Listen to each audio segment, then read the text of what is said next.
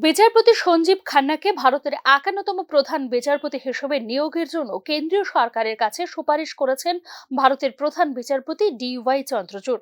ভারতের প্রধান বিচারপতি এবং সুপ্রিম কোর্টের বিচারকদের নিয়োগের জন্য মেমোরেন্ডাম অফ প্রসিডিওর অধীনে পরবর্তী নিয়োগের বিষয়ে বিদায়ী প্রধান বিচারপতির সুপারিশ চায় আইন মন্ত্রণালয়। এর প্রেক্ষিতে বিচারপতি সঞ্জীব খান্নার নাম সুপারিশ করেন প্রধান বিচারপতি DY চন্দ্রচূড়।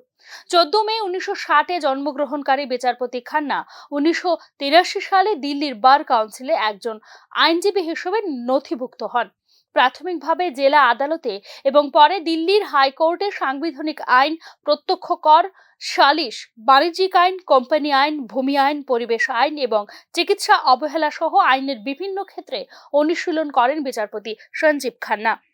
বিচারপতি খান্না আয়কর বিভাগের একজন সিনিয়র স্থায়ী কৌশলী ছিলেন। দিল্লির জাতীয় রাজধানী অঞ্চলের স্থায়ী পরামর্শদাতা হিসেবেও কাজ করেছিলেন বিচারপতি খান্না। তিনি 2005 সালে দিল্লি হাইকোর্টের অতিরিক্ত বিচারক হিসেবে এবং 2006 সালে স্থায়ী বিচারক হন। তিনি 18 জানুয়ারি 2019 সালে সুপ্রিম কোর্টের বিচারক হিসেবে নিযুক্ত হন সঞ্জীব খান্না।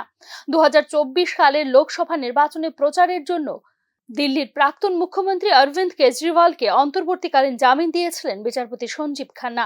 জম্মু কাশ্মীরের সংবিধানের 370 অনুচ্ছেদ বাতিলকে সমর্থন করেছিলেন সাংবিধানিক বেঞ্চের সদস্য খান্না। 13 মে 2025-এ অবসর নিতে চলেছেন বিচারপতি সঞ্জীব খান্না। অপরদিকে আগামী 10 নভেম্বর অবসর নিতে চলেছেন প্রধান বিচারপতি DY Chandrachud. Bureau report, news নাও।